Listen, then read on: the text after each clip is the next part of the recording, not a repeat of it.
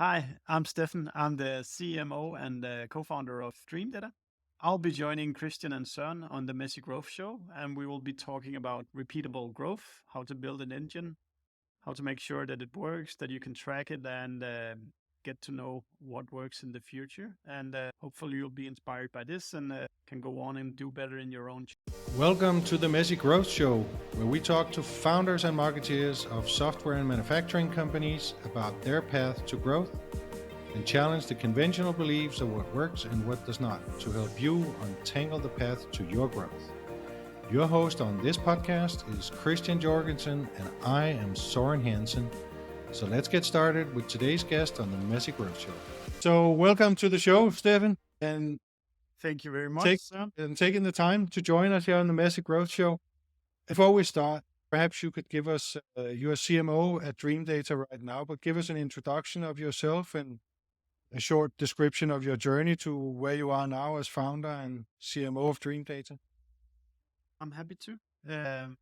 I've been working in B2B companies in marketing, growth, stuff related roles ever since I graduated Copenhagen Business School back in 2000. And so it's been some years now, and all those companies has always been digital or like software or stuff like that. So, or in my opinions, as you'll hear today, is very much shaped by that. It's always been digital B2B companies, and what I say might not be true for all businesses, but I've at least now I've told you that that's how I'm colored in my opinion. Started out with a extremely scrappy startup that failed, but learned a lot about online marketing, SEO, etc. when I was there. On to what is now Upwork, which I think that's where I met Christian for the very In first the time. Elance almost days, 10 years. right?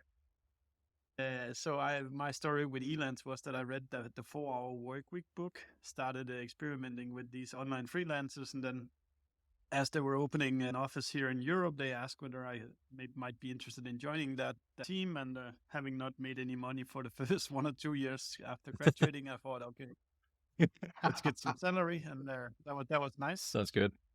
And then from Upwork, I moved on to Airtime, where I was the head of marketing for 3.5 years, and we went through this kind of from less than 20 to more than 100 employees, and spending zero on ads to spending hundreds of thousands, somewhere around $100,000 per month on ads or something like that. So in that process, you start wondering, is this actually a good idea, or is it not a good idea to spend all this money on advertising? The first money you put in, you have a pretty good causality understanding. I did this happened, but the last 10, 20,000 you put in, you're a little more, I don't know. And then at the end of my tenure there, I happened to get introduced to what then became my two co-founders, Lars and Ole, that claimed they had somewhat of a solution to these attribution questions that marketers had in B2B companies. I saw a super ugly prototype, but it could somewhat answer the questions I had been asking myself for a long time. Like, how long does it take from when we see a customer, like a person the first time before they become a customer? Which are the good ads? Which are the good pieces of content? Are we doing a good or bad job in marketing? And I decided that if I'm ever going to be like a full-time entrepreneur, I said, okay, maybe now is the chance, because there's two super smart technical people that has a solution to a problem, which I know to be very real. And here we are, like 4 years later. We've now just raised this Series A round and have a pretty solid B2B go-to-market analysis, B2B fusion product with customers and all over the world now. Nice. Congrats on the funding round. That's always a bit of a tough journey to get on. It was historically bad timing of raising money, as we started by beginning of Q2 last year, and everybody was, I think even the VCs will agree now, there was a bit of a panic time. Nobody wanted to move on anything. So it took all of the summer to get through, but now we're on the other side and have to start delivering on the promises we've made. In your view, Steffen, what does a B2B growth engine look like? What does it consist of? So first of all, I've mainly just tried this space, which is from a few employees up to like 100, 200 employees. So if you're north of that amount of employees, then I don't know so much about that space. But what I've tried sometimes now is to start somewhat from scratch and then build something up to at least scale up stage. When I look backwards, particularly at DreamData, actually one of the most important things we've done has actually been, you can say it's not per se an activity, but it has been really to spend time on defining who's our ideal customers, who's the antithesis to our ideal customers. Because by doing so, all the other choices that you're gonna make afterwards is becoming a lot easier. So, for example, we've defined it as B2B SaaS companies between, let's say, from the lowest end 50 employees up to somewhere around 2,000 employees, and predominantly the marketers within these companies. And once you've really decided upon this, then deciding on all the growth experiments, test, marketing stuff becomes a lot easier because you can match the idea up against would people from these companies actually find this attractive? Would they be present at this physical event? Would they be writing these things on Google? Where are they present, etc.? So I've really seen that how that have not only just aligned how we do marketing, but the whole company. That marketing knows who to attract. Salespeople are only allowed to work on accounts that look like the ideal customers. Product only builds for this type of persona. So over time, it helps set a direction for the company.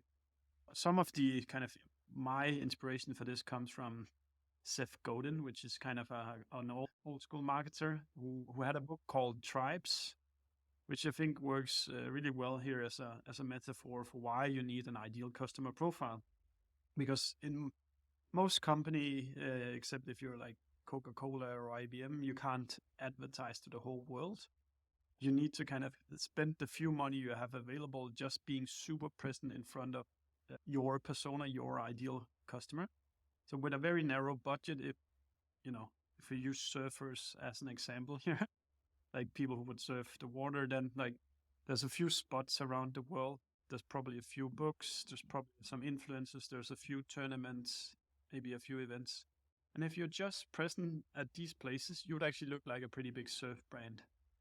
And by defining exactly who we're going for, I would think that's the fundamental for me.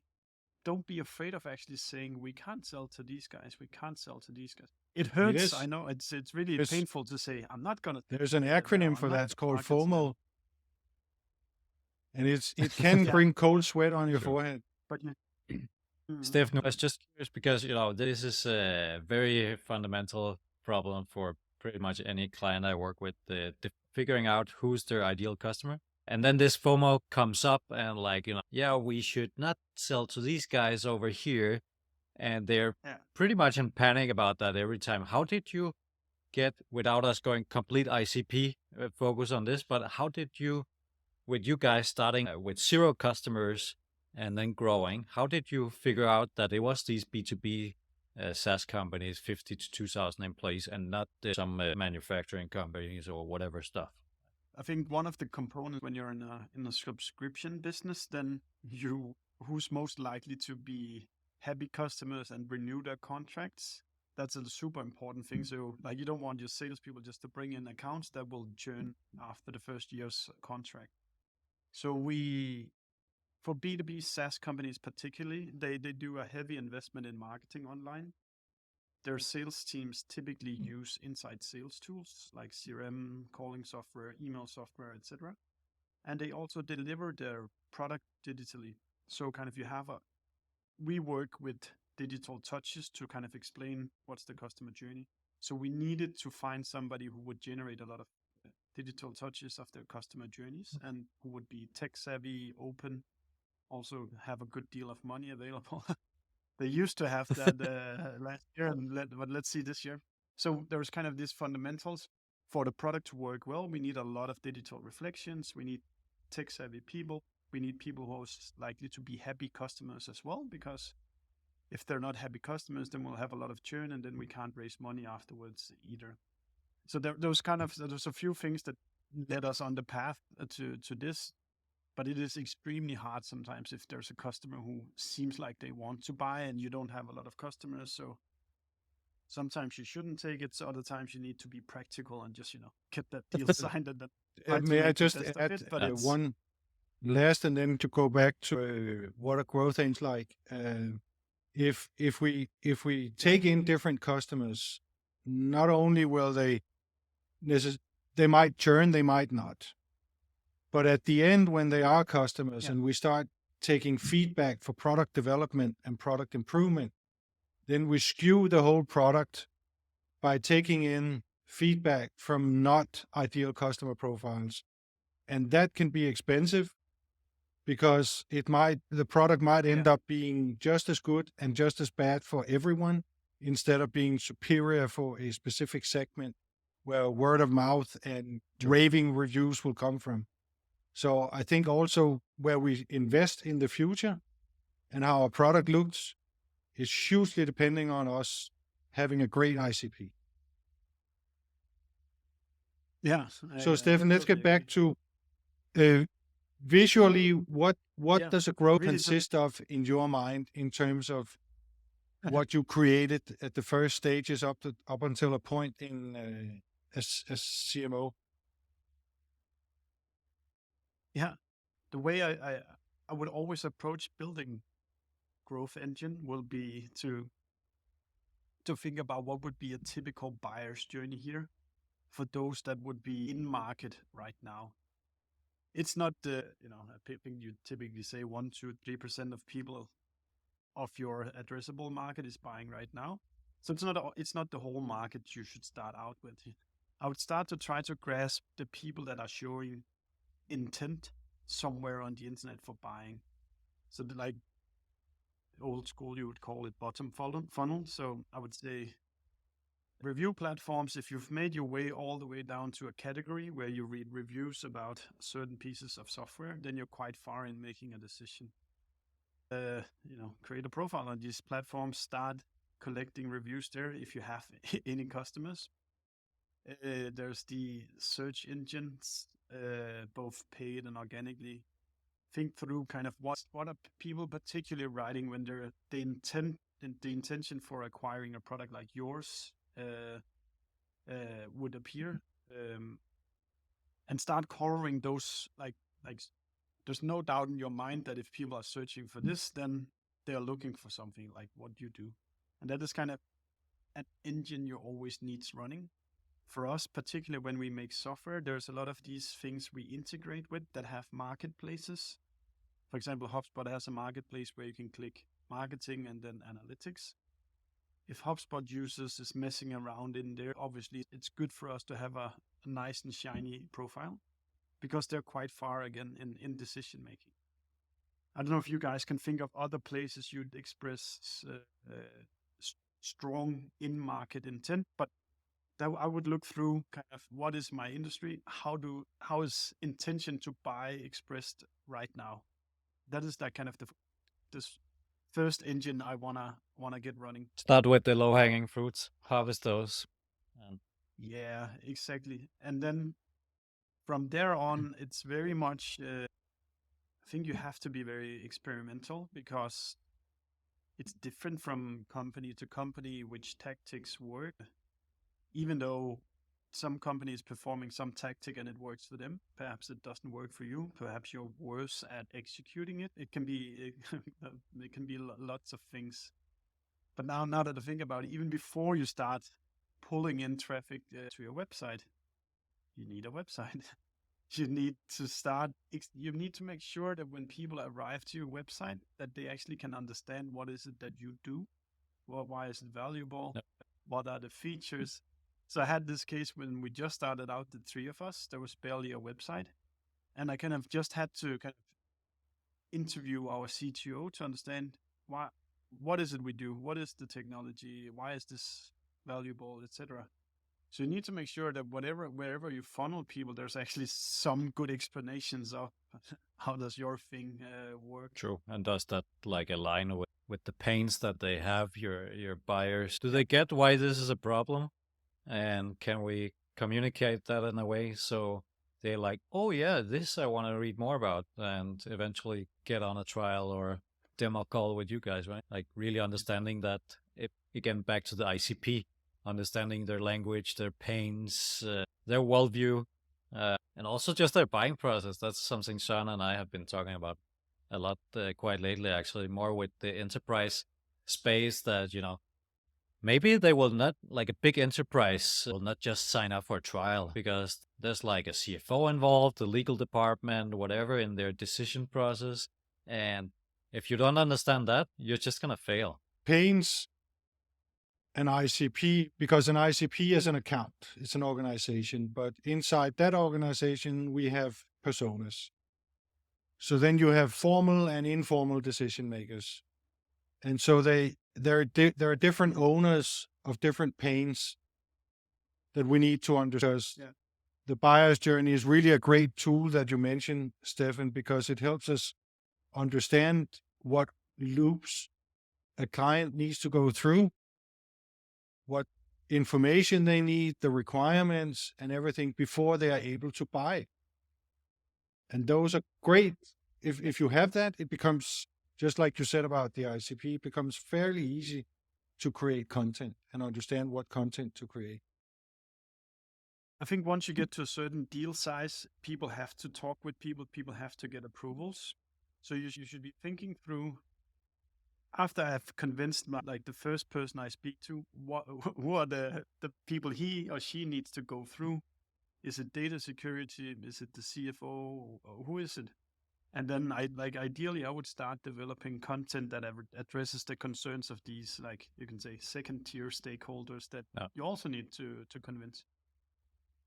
If we get back to kind of the pillars, then we've done a lot of paid advertisement where we try to step a little bit outside those like crystal clear intentions. I think nowadays I'm really a big fan of LinkedIn. They have a function called matched audiences in their advertisement platform, where you can actually upload lists of exactly the companies you want to run your ads towards. So if you have a well-defined ICP and you know people in these companies have these problems, then I think it's a great way to spend some advertisement money. Forgetting about the tracking element of it, as long as I know it's these people in this company, in this functions, it cannot be all bad that they start to be exposed for our brand. Then obviously there's the secondary discipline is kind of, can we track it afterwards? But it has to start with the right people and the right message. And then next step is then to try to quantify it through some kind of tracking. I would say, growth engine, retargeting, like make sure like the people that are easiest in this world to sell to is people who've been on your website before. And that I would set up, first of all, install the tracking cookie from any kind of ad network. So it at least allows you the opportunity to get back to these people at some point if you want. It sounds like you've done that before. Oh, if I could scale retargeting to infinity, would make $1 billion. I mean, it's people that has shown in some interest, especially if you filter your retargeting audience a little bit based on not just like a 1 second visit or whatever, some crap traffic of a kid that accidentally clicked your YouTube video because they were watching something. But yeah, then it's definitely a good channel. We put out some benchmarks in the summer about the average customer journeys that we could see with our clients, and from the first touch until a deal was won was average journey was 192 days, so like more than 6 months. Wow. And it had an average of 31 sessions with the company as well. And I think these components just highlights that you're not done once you get the first click in from some company. You need to like continuously bring them back to your website, continuously inspire them with content. You have to kind of just be like always on, producing great stuff that can help support the sales people all the way through. True. If you have a big enough pipeline of people, you can basically set up retargeting campaigns based on where they are in your funnel stages. So if they're like, this is their next step, and like, the CFO needs to approve on this, then you can basically run ads, nurturing campaigns, whatever stuff based on that. Like get the calculator for your CFO, whatever, just to put it out on YouTube, Meta, whatever, LinkedIn. Been doing that quite successfully. It's a bit overseen little trick, but you need to have a quite big volume of people coming in because you need to have enough for making these custom audiences or similar on the different platforms. Yeah, we can drill a little bit more into the website as well. Just kind of typically you can think about the website as kind of a fishing boat for your activities. So you want to be able to catch as much of the attention that you're giving as totally possible. And like when I started working at Airtime, they just had buy this product as the single conversion that they had on their website. So buy our product or leave the website. And that would like 0.3% of the visitors would do that. But we then with little by little started introducing like these micro conversion opportunities. Chat with us. I think 1% chatted with us. We had this like pop up back when they were a thing, where 1 to 2% also submitted to sign up to the news. We introduced a get a demo button, which today is standard everywhere, but that caught 0.3% as well. So suddenly, once you start to have all these micro conversions, then when you put in 100 or 1,000 or whatever you put into your website, you get much more value out of the website. And yeah, maybe the first fundamental thing is just to install these advertising cookies, so at least you harvest the data that you can then repurpose. And I used to have a bad habit of whenever I saw a new company run TV ads, I would go into their websites to see have they installed the pixels from other places, because I just knew if they hadn't, they're just like throwing money completely out of the window. That's a fun little thing to do. Yeah. But this is really key, and it's not necessarily gimmick or trick marketing. It's a matter of understanding what would create the biggest value for your visitor at this stage of their journey.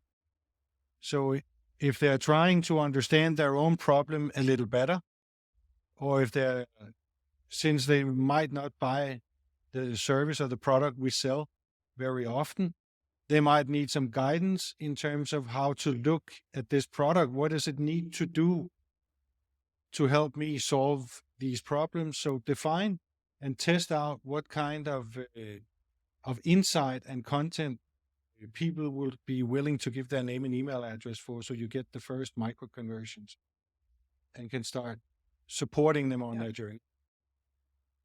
Yeah. But I mean, if we get back to the kind of the growth engine, like for me, fundamentally, it's more like a mindset thing rather than it's, you said gimmick or like tactic. What I mean by that is that I view almost any marketing activity as some kind of an experiment. Like you have an idea, you try it out, you see kind of what is the return of it. Did it work? Did it not work? If you're happy about what you saw in the first round, then you try to put in a little bit more effort, a little bit more money or resources into the idea. If it still works, then you just keep adding resources to it, because it's you don't have to find 800 things that works. You just have to find 1, 2, 3 tactics that work, and then you have to sustain and scale these activities. If you do it by the book in those old growth hacking books, then you would once a month, once a week, once a quarter, or something like that. You and your team would write down what are all the ideas we have to things we could do right now. And then ideally you also score them on like, is it expensive? Is it hard to do? What does our gut feeling say? What impact? I don't want to add too many because then it becomes too complex.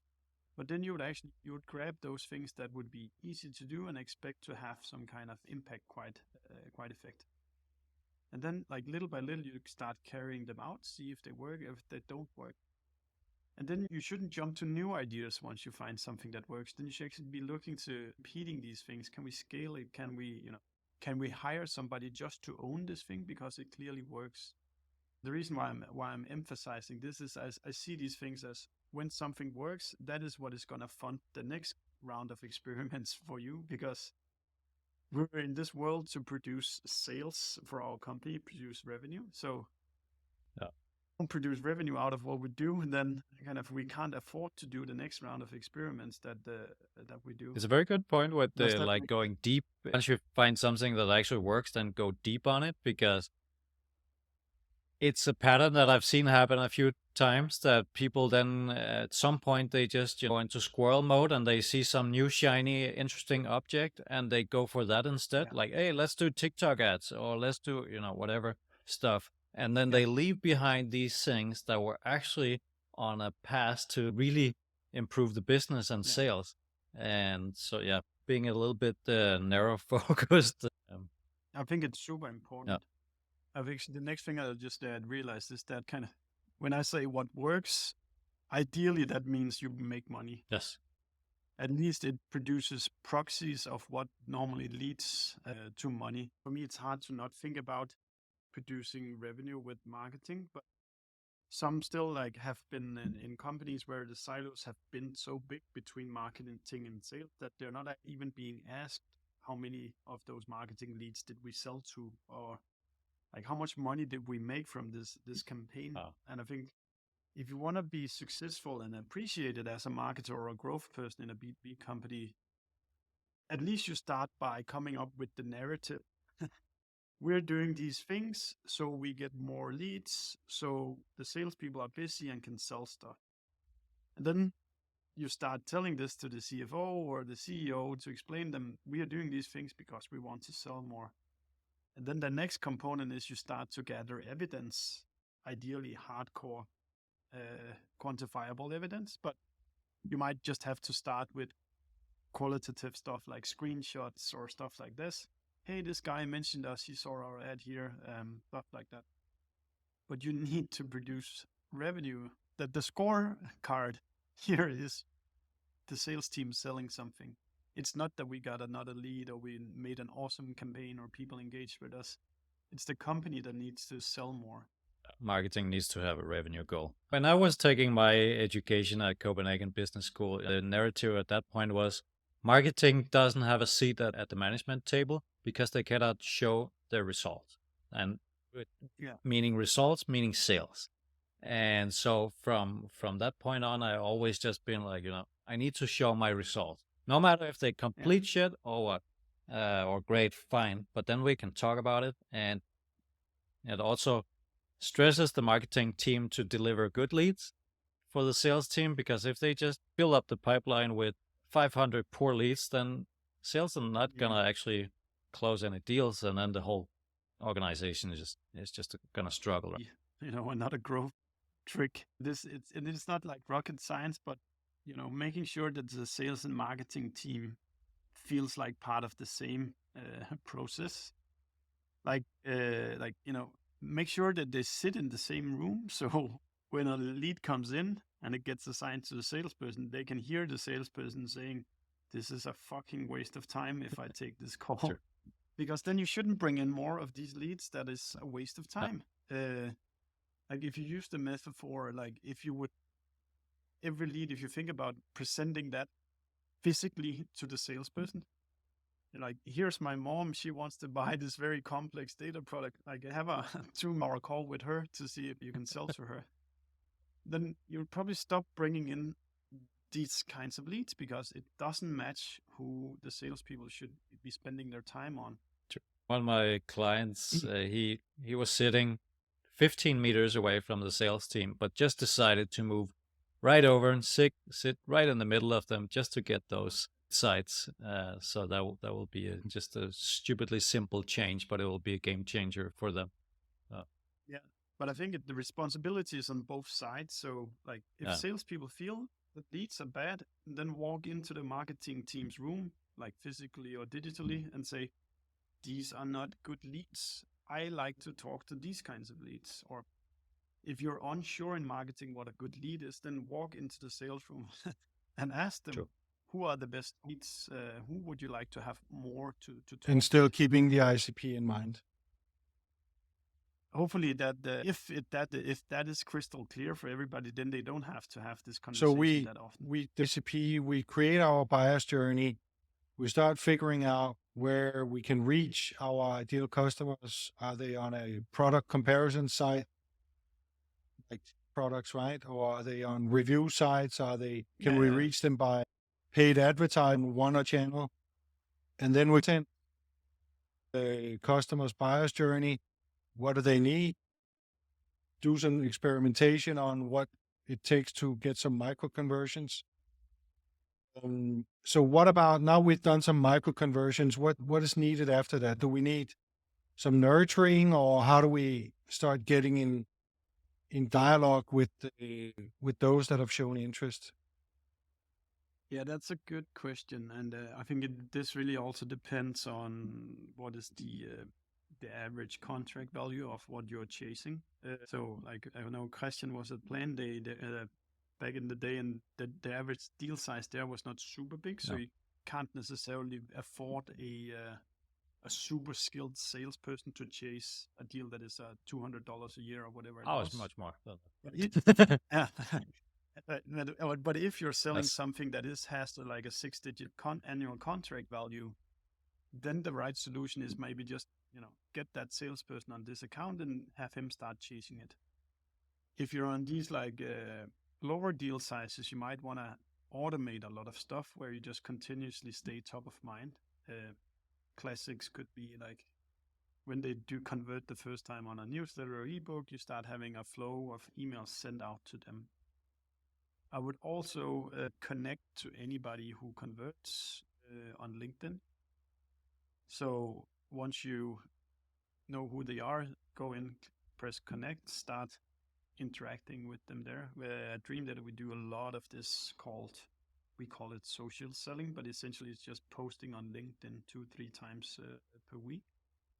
And what I've noticed lately is also like people in marketing, B2B marketing, they change jobs so fast that the emails, like if you collect the email, I would almost rather collect a private email than a business email nowadays. Wow. Because they change jobs so fast that that email is useless within 6 months.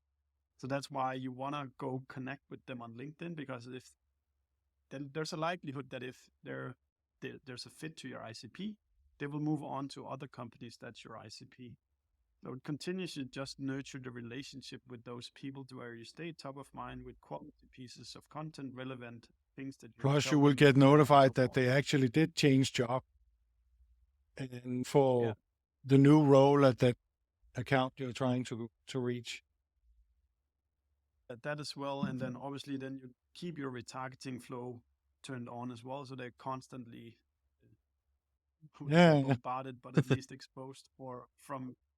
But if you're also sometimes in a direct competition with another vendor, but essentially just in a competition with everybody, because everybody's bidding on LinkedIn to push their message in front of people. And in organizations, projects come up, and there's a limit to how many projects one organization can handle. So let's say a legal software project comes in, that might stop people from buying their attribution software right now because the data people can't handle another project.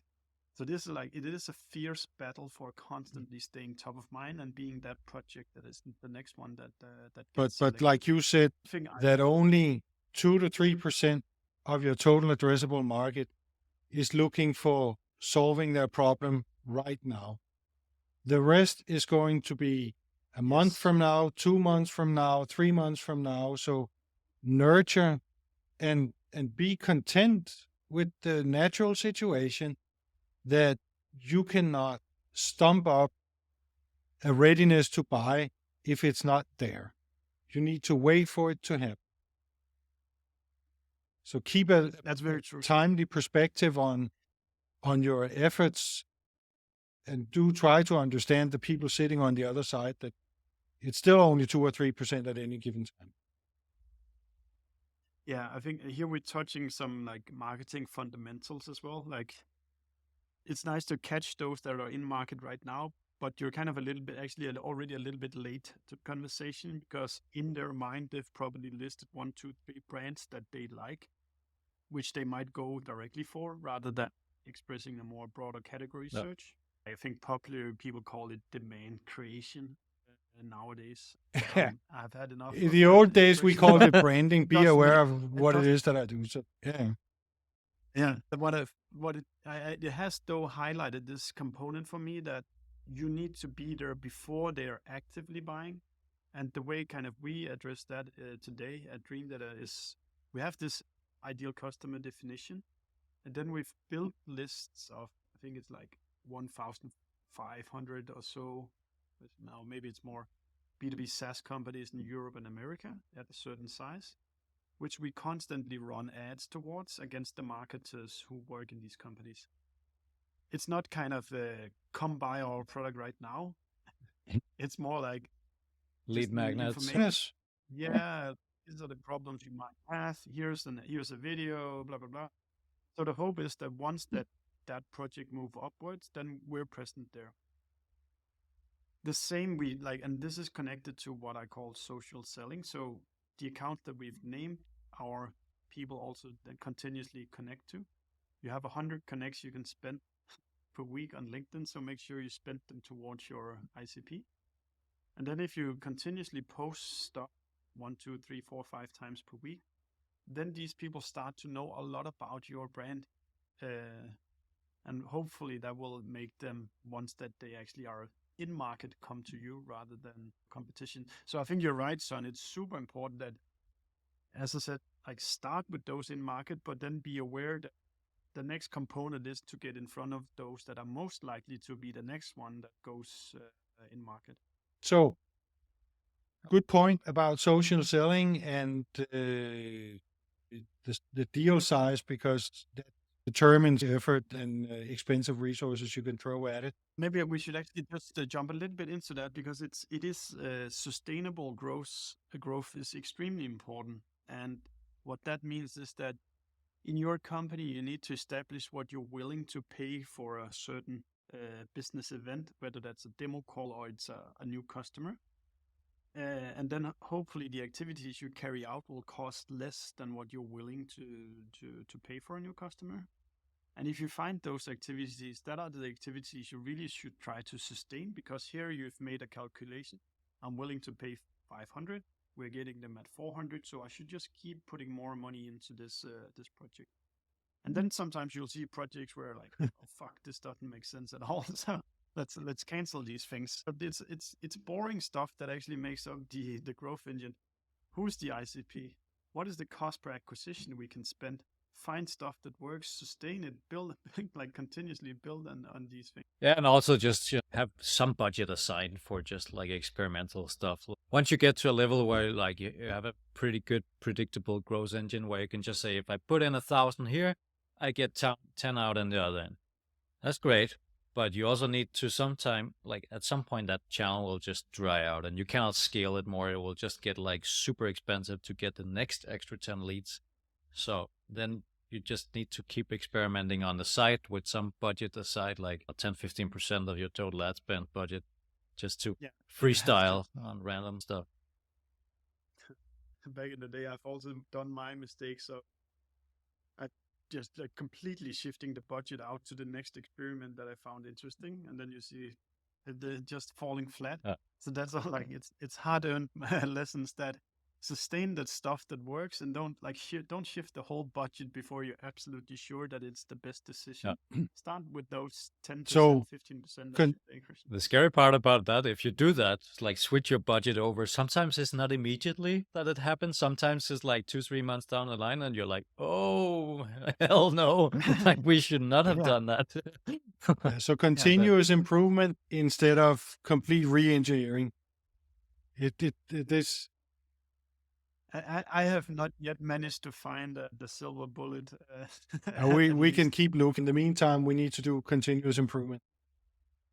Definitely. Yeah. So, buyer's journey, ICP, create your buyer's journey for your ICP and really understand that, because the more in depth you go with that and really understand who in the ICP organization have what type of pains, you can speak to him, you can share content, and you can generate whatever you find by trial and error and test, what kind of attractive information and content they would love to get for micro conversions. And then figure out where to reach them. Paid channels, social, at what cost. At what cost. And certainly always have retargeting on. And it doesn't have to be just Google. It can be LinkedIn. It can be Facebook. It can be test out what works and what doesn't. It depends on your audience. And you might be surprised even. So create your content, set up the micro conversions, and this is definitely a test area. So you know exactly what they're looking for. What's the most desirable thing that they would love to give away? That name and email address for, or push the demo button, or contact me. Social selling, forget, it's a way not only to reach out to the customers we'd love to have, but it's also a way to keep in contact and keep nurturing, and do test up the messaging on that, because whatever you post can be a dead end. It's a lot of competition out there. You want to create something that motivates people to engage, right? Something to get. True, but you also need to have the mindset of like, fuck it, let's just try this and see what happens. Else you will never post anything. So, Steffen, now we have this. And if there's anyone out there like me that have a frustration of Google Analytics, something about third-party cookies, and I'm not getting the data in Google Analytics I used to, besides the fact that Google Analytics can be a little cumbersome in actually getting an overview and some insight. And then I look for data in Google AdWords, on LinkedIn, my email program, and I got to make sense of all this and understand some kind of buyer's journey. And it's extremely hard and frustrating, is my opinion. So how do we deal with that? How do we get some level of attribution, and what kind of attribution should we be looking for? I mean, it's a good question, and it depends on kind of the amount of resources you have in your organization. If we start from the low practical side of things, then first of all, think through kind of all the activities you guys are doing in your organization, and think about, is it actually generating digital reflections of our activities? Is our salespeople just like cowboys with their own phones, just calling customers directly? Then maybe we can move them into like a calling software, so it leaves a trace behind that somebody actually called this customer. Same thing if like customer success is just their Gmail inbox right now. Maybe it's time for Zendesk or Intercom or another piece of customer success software. There might be a lot of activities you do today that is easy to get to generate digital reflections. I think that would be point one. And then the next kind of attribution thing I would probably be looking for is asking people where they heard about you.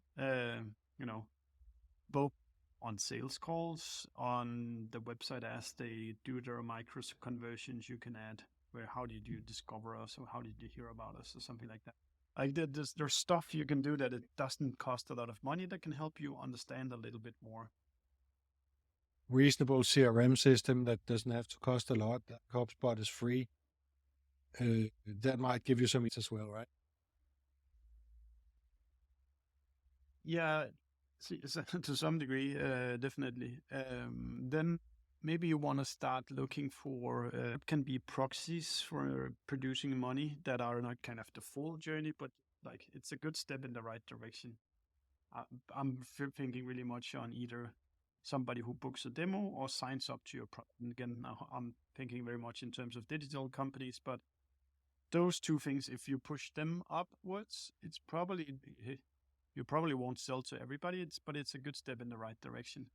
But it's also so early in the journey that you will probably have an idea about like you did A or B, and then suddenly more demo calls start coming in. So I like these early indicators of the activities we do, because we cannot sit and wait for 192 days to see whether it worked or not. We need clear signals. Sure. So maybe you want to focus on these conversions, demo call or free sign up. What are the paths people just take to this? Is it the right kind of people that are signing up? and so on? Are they showing the right that's a really good point, Christian, as well. Like, look, what is this email that is coming through here? Is that good or bad? And try to understand. Maybe in the CRM, you can see this email had this original source or whatever. For example, the problem though is that when you get a demo booked for our website, it takes an average of 4 visits. And the last 1 or 2 visits are always, they came directly to the website. So the session captured is somebody came directly and then booked a demo. And you cannot, it's hard to scale people that coming directly to your website. So you need to be able to connect what was the first of those 4 visits? And there's different ways of doing so. But I think the main thing is that you start to think about that you need to own the tracking of your own website, like who's on my website, and store it in a place where you can continuously get access to it. Most marketers don't even consider that it's when they're looking in Facebook or LinkedIn or Google Analytics, it's another company who tracks their data for them and owns the data, and they can just get shut out. The data can be sampled. More legal measures will be introduced. And then so what do we need to consider for solving? So you need to set up tracking that you actually store in. And what could that be? You own. So there's our product DreamData can do it for you, but there's Segment. There's I think what's it called? Matomo. There's several of these Google Analytics alternatives out there where you install their tracking stuff and then you make sure that it's also stored in a data warehouse that you own, because then afterwards you can start connecting it to the CRM system, the ad platform, email automation, etc. So that if we go from the beginners is just start leaving digital reflections behind, start asking people, where did you hear about us? And then there's the complex setup of tracking everything and technically building buyer journeys, etc. So I wouldn't recommend people to try to do that at home themselves, because they'll probably Don't try this at home. fail and we will not get more customers. But if it's important to state that it's it depends on at which stage you're at, and if you have 30 people in your company, it's much better to just be extremely active, do a lot of shit rather than thinking about analyzing what's working. Yeah. And then when you get to a certain maturity stage, then you can think about more advanced analytics stuff. There's a correlation between how much you would need the super advanced setup, depending on how long is your sales cycle. Is it a 9, 12, 18-month sales cycle, then you have really a big problem tracking the funnel and the way to becoming a customer. Versus in companies I worked at, without mentioning any specific ones, our sales cycle could be 1-2 months, and it was actually pretty smooth, just dun, dun, dun. Less of a problem with attribution, but I actually even though it feels like something that we would do early 2000s, where did you hear about us? That kind of things. Yeah. Actually does make sense, because Søren mentioned, the less third-party cookies we have and the more social selling we do, where we cannot necessarily make a direct link between what was posted there and them signing up through direct traffic later. We need to go back to some of those ways of doing it. Especially, I love things that are kind of low effort, because then you can implement these things in a minute, and then it's done, and you start to have this piece of information. Yeah. Whereas bigger projects that takes a lot of time, I typically stay away from them, because it's more about, at least in the early stages, about getting a lot of shit done rather than trying to go for perfect with certain projects. So at the early stage, we should not divert ourselves with big solutions that are collecting data from all channels, because if it takes a while from first contact to actually converting the visitor and the prospect to a paying customer, so much time will have passed that we can do that later. Let's focus on what creates micro conversions, what creates conversations, and book a demo or conversation begin with that. No big complexity there. And you can usually get that in whatever tool you use, if you're using CRM system, an email system, or your social platform in terms of how many conversations you've got. So Yeah, but even the simplest way I can put it is kind of, if you're in doubt whether something works or not, it's not working. And then, like, if you measure all your activities up against that, then you start to become aware that, like, we set up this Google display ad campaign where we're buying tens of thousands of clicks, and we see 0 more emails per month coming in. Then it's probably not working. Or we called 100 people, none of them said yes to a call. Well, it's not working. Yeah.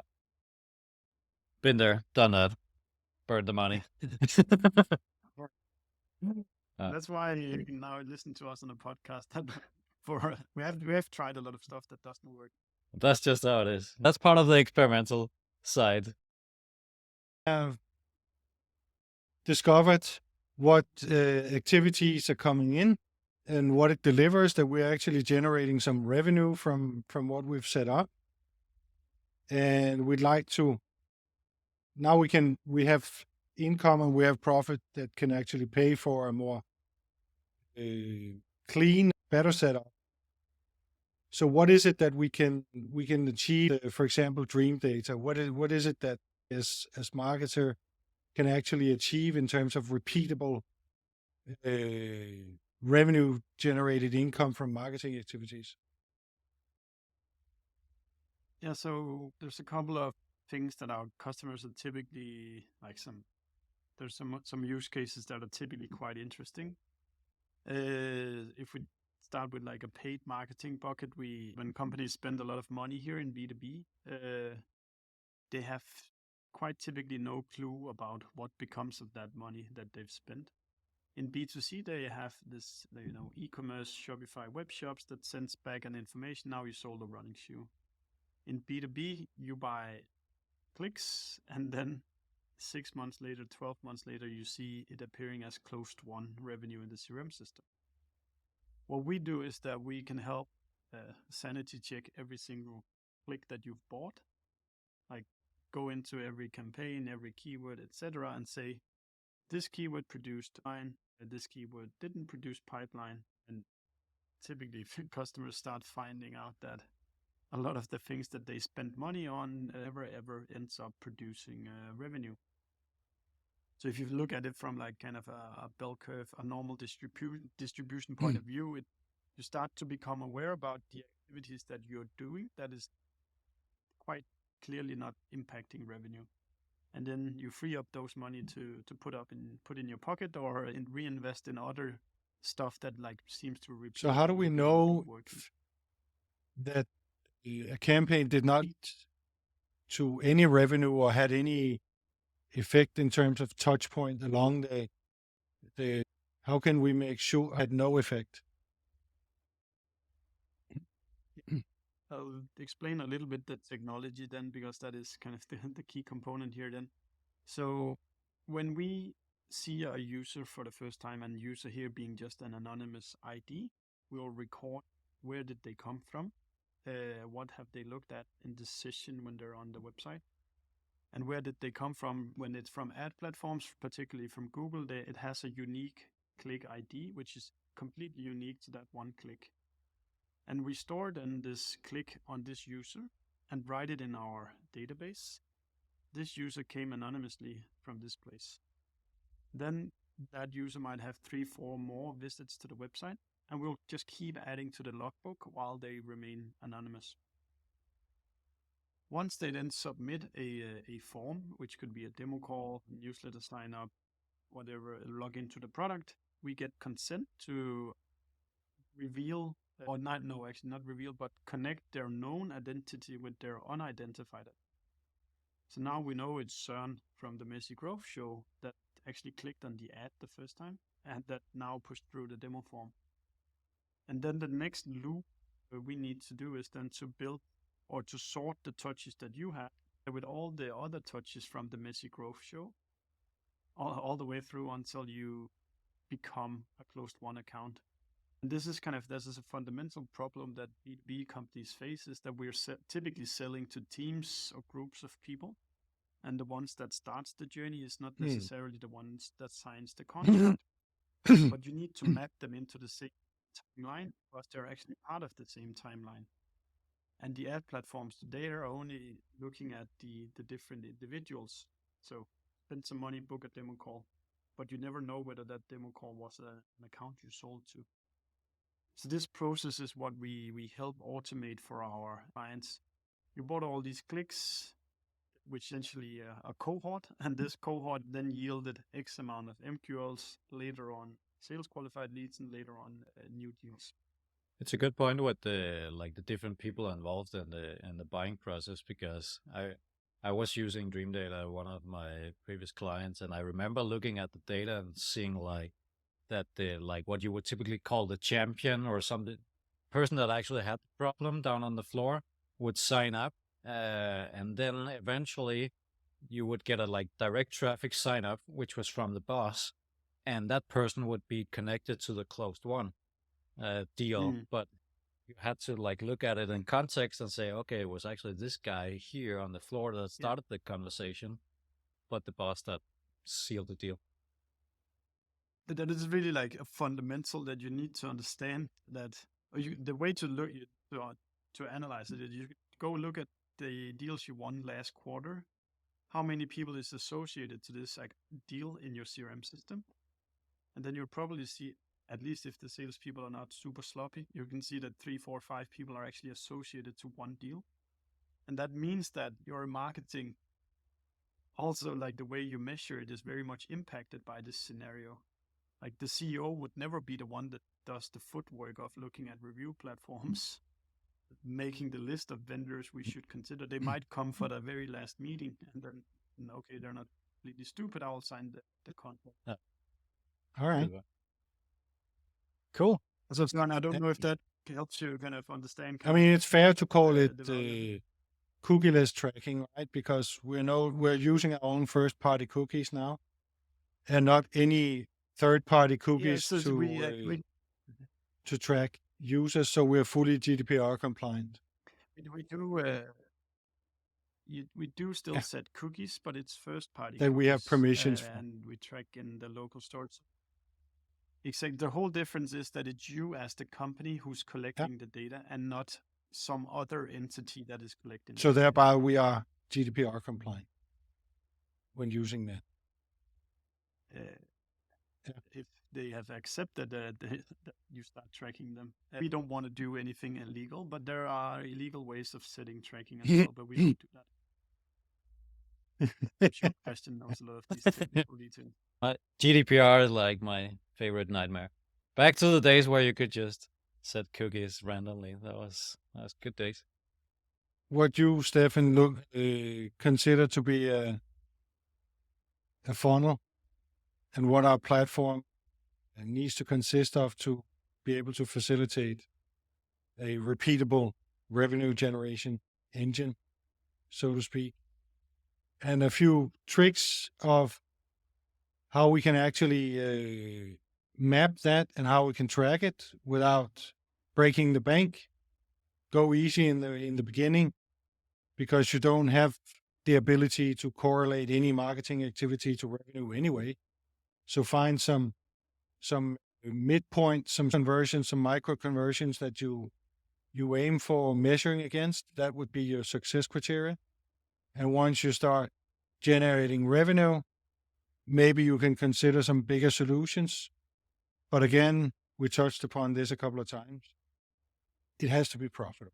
So we need to consider what basket size or deal size is before we and figure out that we are profitable before we start investing in bigger tools. So start small, experiment a lot before you start scaling on your tools. Appreciate your time, Steffen, and sharing your gold nuggets. Likewise, it was fun. Yeah. Thank you for joining us on today's episode of the Messy Growth Show. Check out the upcoming guests on the messygrowthshow.com. You can subscribe on Spotify, Apple Podcast, Google Podcast, and YouTube. And if you do have any comments, feedbacks, or suggestions of topics that are of particular importance to you as owner or marketer in the software or manufacturing industry, please do reach out to us on messygrowthshow.com. It will see you on the next episode of the Messy Growth Show.